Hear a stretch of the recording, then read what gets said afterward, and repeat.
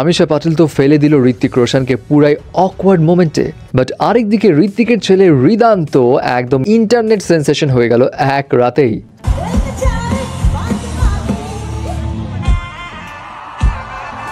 Sunidhi চৌহানের energetic performance নিয়ে একদল তো পুরাই অবাক, আরেক দল বলছে ভাই কপি করলে ওয়াটারমার্ক তো দিয়ে রাখো।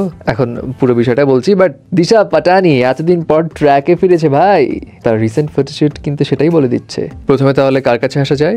ঋত্বিক রোশনের কাছেই আসি। ঋত্বিক রোশন সম্প্রতি একটা ইভেন্টে সেই কাহনা প্যার হে আমিষা পাটেলের সঙ্গে ইন্টারাকশন ঘটায়, কিন্তু সেই ইন্টারাকশনে বেচারা পড়ে যায় এমন একটা অকওয়ার্ড মোমেন্টসে। মানে আমিষা পাটেল ঠিকই হাঁক দেয়, বাট হাঁক দেওয়ার সাথে সাথে পট করে সরে চলে যায়, মানে যেন সে আনকমফোর্টেবল ফিল করছে। ঋত্বিকের পাশে থাকা যাবে না। ঋত্বিক বেচারা কথা বলতেই চাচ্ছিল, বারবার ফিরে ফিরে তাকাচ্ছিল, কিন্তু আমিষা একবারও তাকায়নি ঋত্বিকের দিকে। অ্যান্ড এটা দেখে অনেকেই বলছে ভাই আমিষার হয়েছে কি, সে কেন এভাবে ঋত্বিককে অ্যাভয়েড করছে? আবার কেউ কেউ তো অবাক, ঋত্বিককে অ্যাভয়েড করছে আমিষা।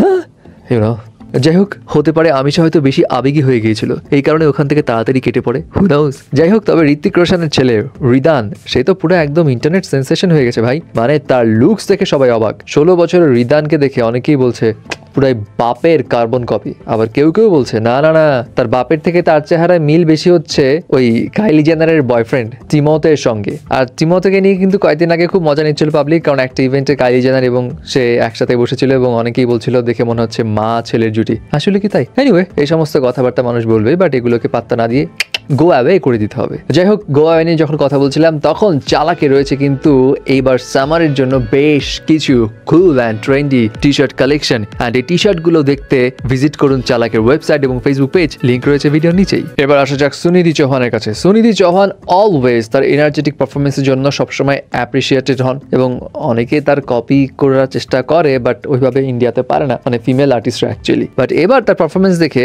একটু মিক্সড রিয়াকশন দেখা গেছে।